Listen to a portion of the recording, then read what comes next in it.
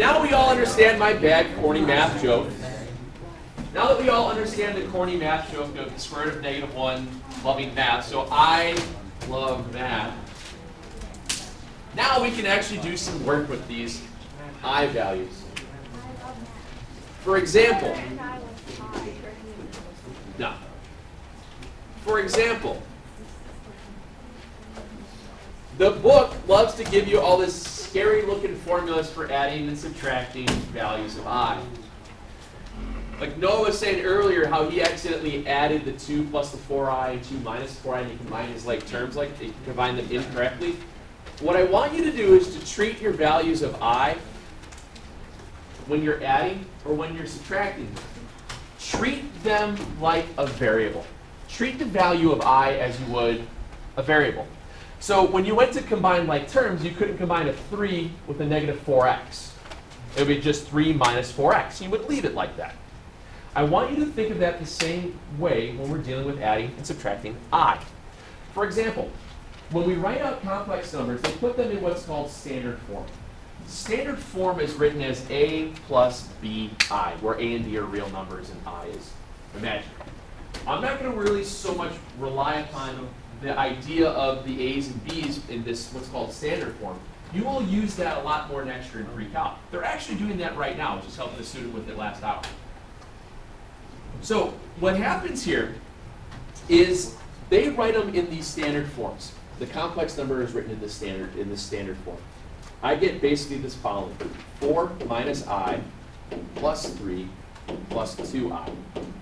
Notice all I did here, since this was a plus sign, I just got rid of the parentheses and put them together. Now it's just combining like terms.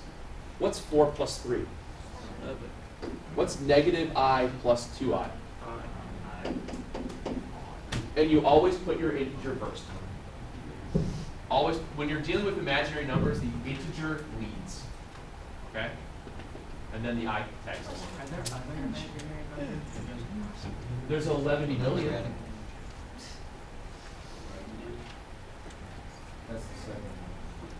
That's the second imaginary number. That's in section 5.17. 0, 1, 0. Thank you. Dot matrix. Yeah. In the next one, the addition ones are always easy. It's the subtraction ones that students tend to mess up, because what happens here, when you have minus the other one, there's a -1 out here that you have to distribute to both terms. That's usually where students screw up. Adding, you guys can do all day long. Subtracting, remember, when you rewrite them without the parentheses around the complex number, you just go 7 minus 5i minus 1. What's -1 times -5i? Plus 5. Plus 5i. Now you combine your like terms. 6. What's 7 minus 1? 6. What's -5i plus 5i? 0. Nothing. So your answer is 6. Do you see what I mean by treating this like you would a variable? Combining of like, if you treat it like combining like terms, it's a piece of cake. Okay? The adding and the subtracting tends to be very, very simple. Usually what you're going to screw up is you'll forget to distribute the negative term to the second piece. Okay? That's usually where you mess up. So make sure when you write this out, draw your line to show that you're distributing through. And that'll help alleviate that issue. Okay? Multiplying is when things get a little bit more interesting. Well, wait, try this one first. Let me give you this one. Give you a second to try this one out. Remember, watch your signs. That's usually what you're going to screw up, okay?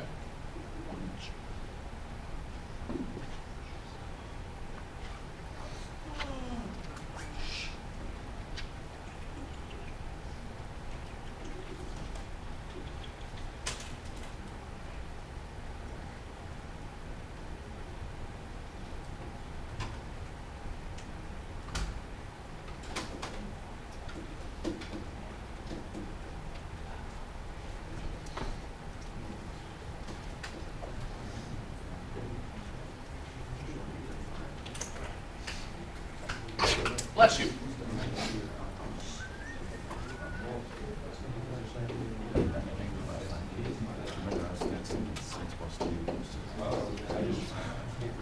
Why isn't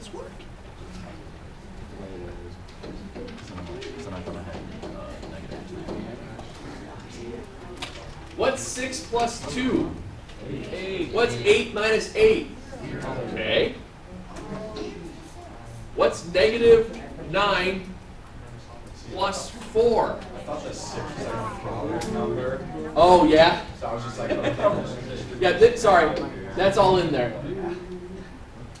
So you get negative 5i. So basically you just leave it as this, negative 5i. Sorry about that. I guess I should have written it as the whole problem starts at 6. Sorry. But really, in essence, if you saw that 6, if the 6 was there, would you have gotten the answer right? Yes.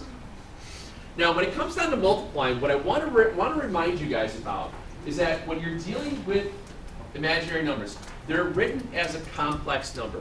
They're written in this form a plus bi. That's how complex numbers are written. And when you're multiplying them together, you're going to see them multiplied like this. Boy, what does that remind you of? Foiling. So you treat multiplying of complex numbers together the exact same way as you would FOIL. You would treat them the same. When you FOIL, you multiply the first term, you get x squared. The last term, or outside terms, inside terms, and then the last term. And when you FOILed that, what did you have to do with the middle terms? Combine them. Combine your like terms, and you would wind up with x squared minus 3x minus 28. And that would be how you multiply two binomials together. When you work with complex numbers, you do the same thing. Close. You're going to get something. Let's start with this. Let's start with the also scary distribution problem. When I start with this, it's 5i times the quantity negative 2 plus I. What do you think you have to do? Distribute. So you distribute the 5i in, and you get, well, 5 times negative 2. Negative 10i plus 5i squared. Okay. And this is where we have to pay close attention. Guys, cut it out. Anytime you see an I squared, you always rewrite it as negative 1. I squared is negative 1. That's one of the tricks when it comes down to multiplying, when you're working with imaginary numbers. I squared equals negative 1. The square root of negative 1 is I, therefore I squared is negative 1. The square root of 4 is 2, 2 squared is 4. The square root of 9 is 3, 3 squared is 9. Same idea. So now, what I'm left with is negative 10i plus 5 times negative 1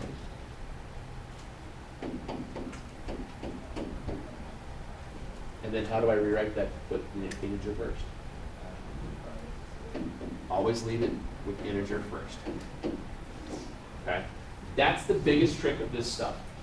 You FOIL out, you distribute, you do everything like you would, but anytime you see an I squared, automatically rewrite that as negative 1 and then just simplify from there.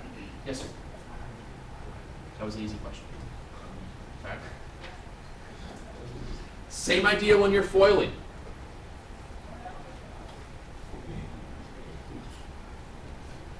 Same exact idea when I'm FOILing here. I have 7 minus 4i times the quantity negative 1 plus 2i. I start FOILing. I multiply my first terms together, my outside terms,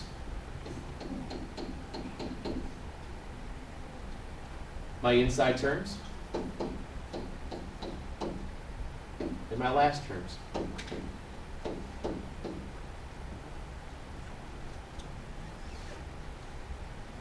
Combine your like terms in the middle.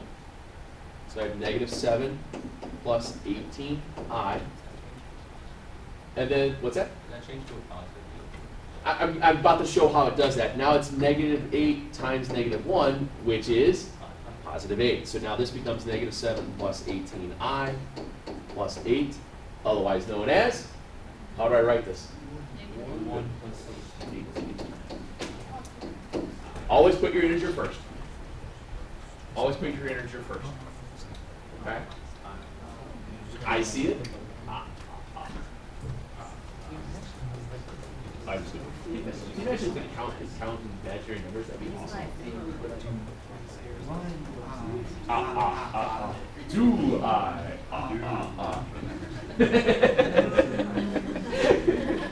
That's just bad. Try that one real quick. Same idea. FOIL it out, combine your like terms, replace I squared with negative 1, and rewrite.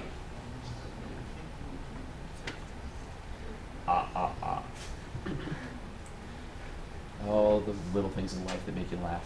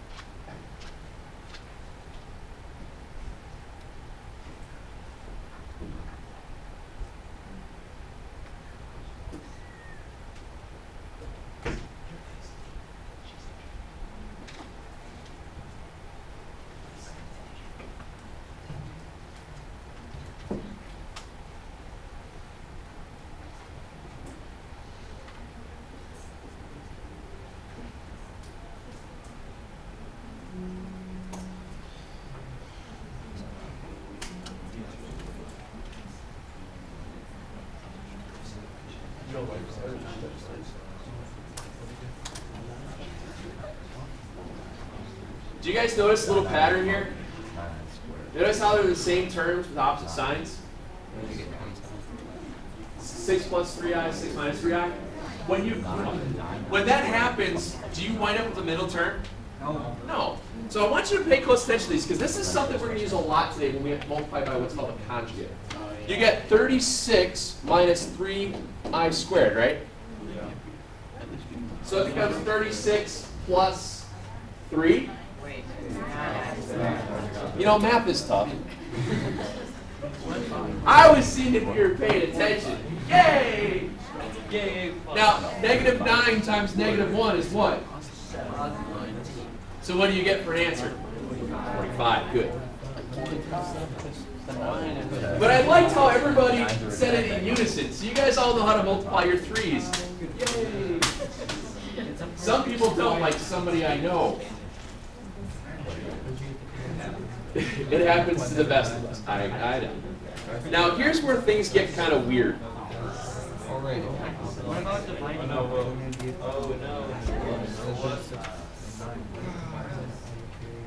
No what? English, we fail English. That's impossible. You know what? No, you guys would make fun of me all day. Silly smart kids.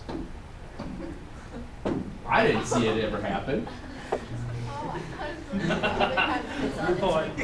No, it's not. Yes, yes, it was. It was. Remember when we dealt with radicals in denominators? We did not like radicals in denominators, did we? We had to multiply them by some term that got rid of the radical. Think about the problem we just did. 6 minus 3i times 6 plus 3i. The i's went away, right? They were what, those two values were what are called conjugates of one another. What that is that if I want to get rid of the I in the denominator, what I do is I multiply by its conjugate. Well, it's the same terms with the opposite sign. By multiplying that out, the i's go away. It's kind of along the same lines as x plus 2, x minus 2. You get x squared minus 4. There's no middle term, right? When you multiply these guys out in the denominator, you get 1 squared minus 4i squared, because that middle term goes, right? What's... Yeah. So what happens here is when you multiply it out, you get 1 times 1 plus 2i minus 2i minus 4i squared. What's happening here is you FOIL all that out, your middle term goes away, and you're left with 1 plus 4. Negative 4 times negative 1. I went away. By multiplying by a conjugate, you get rid of the I value. Okay? It's all this was me FOILing out what that looks like. 1 times 1, negative 1 times negative or positive 2i minus 2i minus 4i squared. What do you put up top? I haven't gotten there yet. That's how I've got rid of I in the denominator. Now, if I multiply the denominator by 1 plus 2i, what do you think I have to multiply the top by? 1 plus 2. 1 plus 2i. Now, it's okay to have I in your numerator. That's fine. You just have to FOIL out, combine like terms, and take care of your I squareds. So in this case here, when I FOIL that out, my numerator becomes, well, let me move this over, 5, 10i, 3i, and 6i squared. Okay. What's 10i and 3i? 13i. So I know I have a 13i. 6 times negative 1. So this becomes minus 6 over here. What's 5 minus 6? So I have negative 1 plus 13i is my new numerator. My denominator is, so my final answer is negative 1 plus 13i over 5. This is the screwballest version of all the stuff that we're looking at. When you multiply out by conjugates, you basically wind up having to FOIL twice. Okay? You FOIL twice. All right? I got another one on here. I got to do another one. Let's look at 10 here.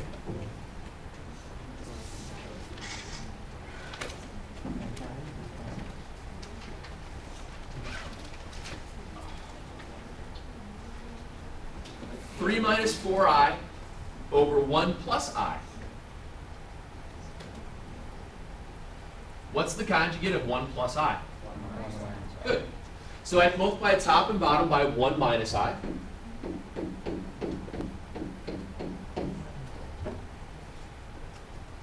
I know my denominator is going to wind up being 1 minus I squared, which is 1 minus negative 1, which is 2. 1 minus negative 1. So my denominator is going to be 2. Now take care of your numerator. We get 3 minus 3i minus 4i plus 4i squared.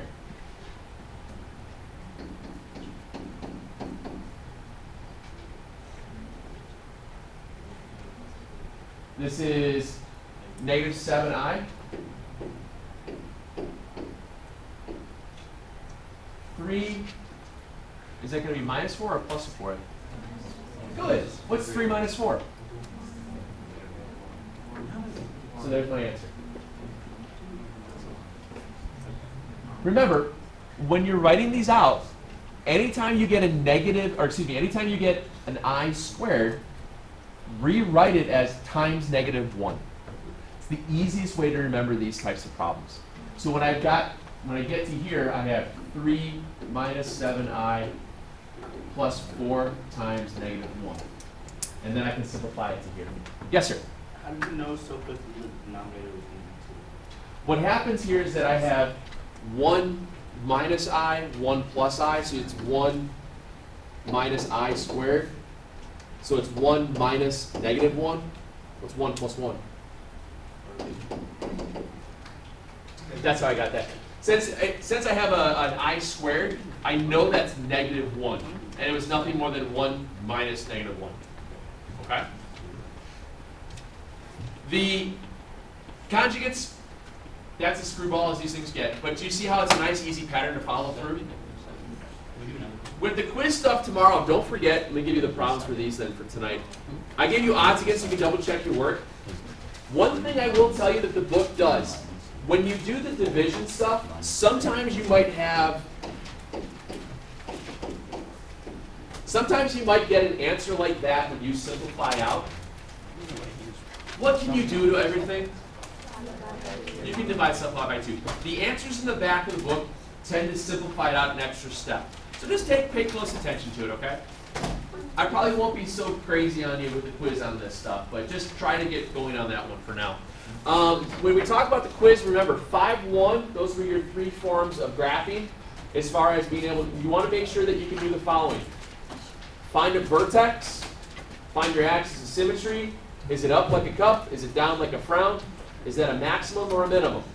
Remember, all those kind of stem from the same process. When you get into 5-2, 5-3, that was a lot of your factoring, or 5-2 was all factoring. 5-3, 5-4 was your solving equations, some of them imaginary, some of them not. And then this last little bit of adding, subtracting, and multiplying. Yes, sir? This calculator or no calculator? This calculator. All right. Not a lot of crazy stuff here. It should be very straightforward. Okay?